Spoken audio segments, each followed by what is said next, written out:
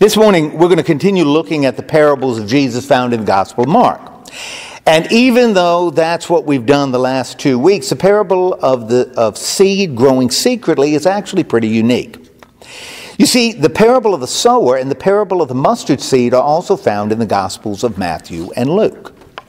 Of course, that shouldn't really be a surprise, especially since the Gospel of Mark was probably the first one written. And given the fact that about 95% of Mark is in Matthew and about 65% is found in Luke, it's likely that those two evangelists had a copy of Mark as they were writing their own Gospels. And so most of the stuff found in Mark is also in Matthew and probably in Luke too. But this morning we're looking at the exception to that rule, because this parable is found only in Mark. In other words, there's no parallel in either Matthew or Luke, which is pretty unusual. What isn't unusual is how it relates to what came before and what comes after. Now, last week I called this another seedy parable. And even though that's sort of true, because like the other two we've looked at, it involves someone sowing seeds that grow, each one approaches this planting business with a slightly different focus. For example, although we called it the first story, the parable of the sower, that's probably not the best title. I mean, the guy who sows the seed is only mentioned once, right at the beginning. Instead, the focus is actually on the soil. I mean, on one hand, some soil is just unproductive, like the path, and soil that's shallow, and soil that's full of weeds. On the other hand, some soil is very productive, producing anything from 30 to 60 to even 100-fold. In retrospect, I think this should actually be called the parable of the soils. And in our next parable, the one we looked at last week, we got to focus on the seed itself and how the kingdom may seem as unimportant and insignificant as the smallest seed in the world, a mustard seed. But when planted in good soil, that tiny seed will grow into the biggest of all garden plants. And that's important because in its shade, the birds who nest on the ground can find some comfort and protection.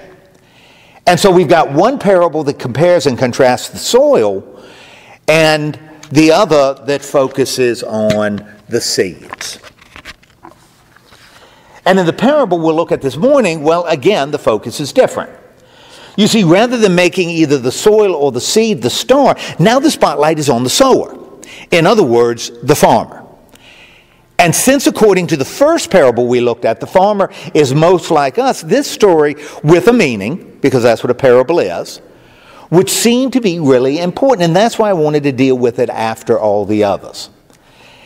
And just like we did with the parable of the sower and the parable of the mustard seed, we'll approach it by taking 3 steps.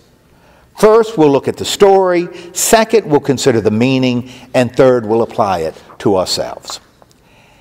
But as we've done the last 2 weeks before looking at the story, we really need to hear it. So here is the parable of the seed growing secretly. Again, Jesus said, God's kingdom is like what happens when a farmer scatters seed in a field. The farmer sleeps at night and is up and around during the day. Yet the seeds keep sprouting and growing, and he doesn't understand how. It is the ground that makes the seed sprout and grow into plants. That produces grain. And when the harvest season comes and the grain is ripe, the farmer cuts it with the sickle. Now, that's what Jesus said. And as we take the first step and focus on the story itself, I believe the main character is pretty obvious, right? It's the farmer. You see, I think he is at the center of the parable. For example, just think about the action that takes place. It's really all about what the farmer does. And when we look at it, we see that he does 3 things. I mean, first, Jesus said he scattered seed in a field. Now, we'll talk about why the word scatter is important a little later. And so he scattered the seed. And then second, he did something that's really unusual. He stayed away from the field, didn't he?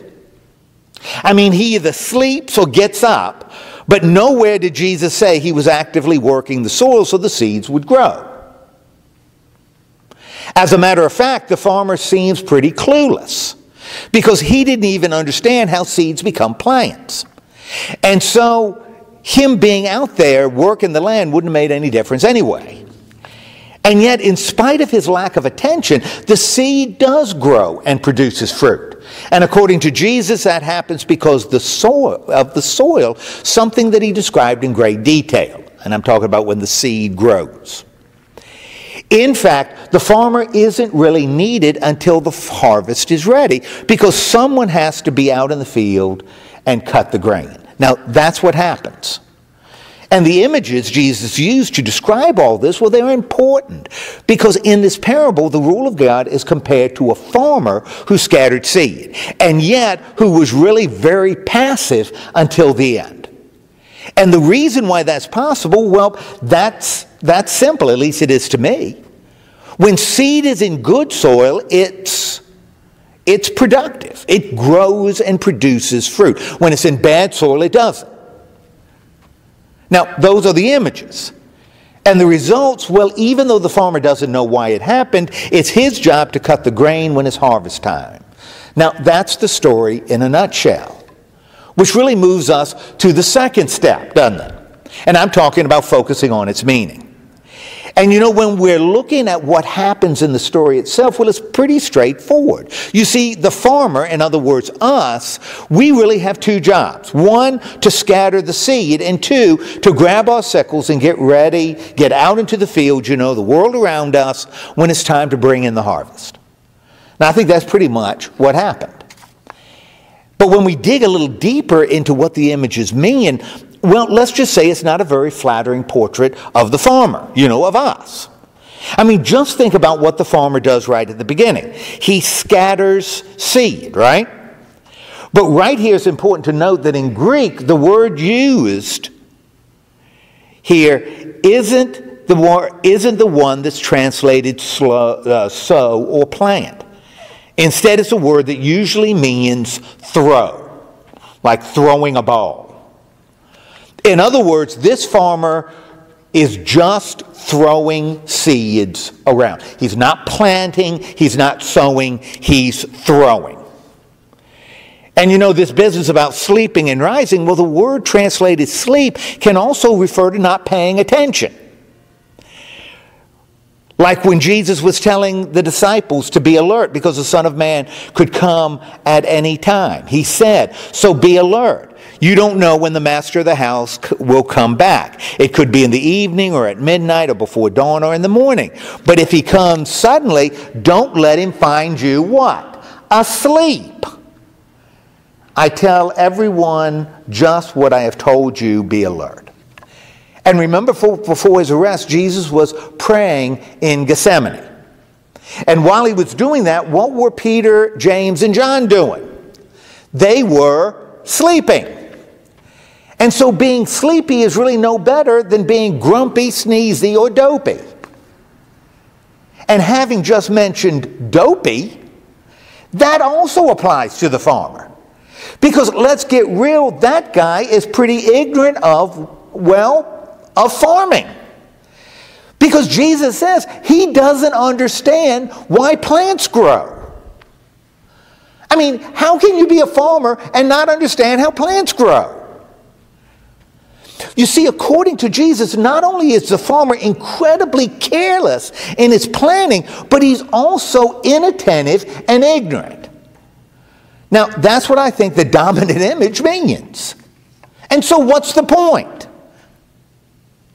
Well, even though the farmer may be a real loser, and in spite of his lack of skill, concern, and knowledge, when the seed that's just been thrown out into the field falls on good, productive soil, a remarkable thing happens. What happens? Man, it grows, doesn't it? But not only do the plants grow, they bear fruit, something the farmer harvests at the end. And that's what I think the parable means. And so how can we apply it then and now? You know, step 3. Well, let's think about that. I mean, just think about the situation in Mark's church. I mean, we're talking about first and second generation Christians. And if they had any dedication at all, they may have been putting all kinds of pressure on themselves to succeed, you know, to spread the word. And yet, let's just say they weren't a roaring success. And when you're doing your best and not seeing much in the way of results, now you tell me that's not discouraging. When nothing you try works, I think it's really tempting to stop trying anything. Now, it's not hard for me to believe that kind of thing was going on in Mark's church. And I'll tell you, that's why I think this parable was so important to them. Because it was a reminder that the coming and growth of God's kingdom ultimately wasn't about them. It wasn't about their skill in planning, the seed, or sharing the word. Nor was it about their effort in working the soil or cultivating those who heard their message. Nor was it about their own knowledge of agriculture or evangelism. As a matter of fact, even if they were careless in sowing, and even if they were satisfied to sleep instead of working the land, and even if they had no clue about what to do, even if all that were true, you know what? If the soil's good, the plants will grow. If the people aren't hard-headed or shallow or tangled up and a lot of other stuff, if they're ready to hear and understand and believe, the word is going to take root and it's going to grow and it's going to be productive. So don't lose hope. Instead, get ready for the harvest. Now, I think that's what this parable said to them. And I'll tell you, I think it says the same thing to us. You see, I think we focus way too much attention on ourselves. On our abilities and on our efforts and on our knowledge. In other words, I think we have a tendency to think it's really all about us. And when we succeed, we feel a little proud. But when we don't, when our best efforts to follow Jesus and to share His love and to live the kind of life He's called us to live, man, when they fall short, it's easy to feel discouraged and frustrated and hopeless, or to start looking for somebody else to blame. Now, that's what we do. In fact, often I think we sort of drift towards the example of George Bailey in the movie It's a Wonderful Life. I mean, we end up so frustrated that our lives don't seem to be making any difference at all. And we become so focused on our own Henry Potters, a person whose greed and cruelty and complete lack of humanity makes him my favorite villain in movies. In other words, we become so much like George that, like him, we never see the enormous difference we make when those seeds are scattered and start to grow. And because of that, I guess, as we do the best we can with who we are and what God has given us, we need to trust that the soil is good. And that the love and the kindness and the empathy we show will take root and grow. You see, maybe that's how this story might apply to us. And so ends these seedy parables of Mark, chapter 4, with one focused on the soil and one focused on the seed and one focused on the sower. And I think the one thing we can take away from them all is this. It's really not about us. It's about God. And that's what the kingdom is all about. And next week we'll look at some ungrateful tenants who believe that they have the right and power to claim the kingdom for themselves. Amen.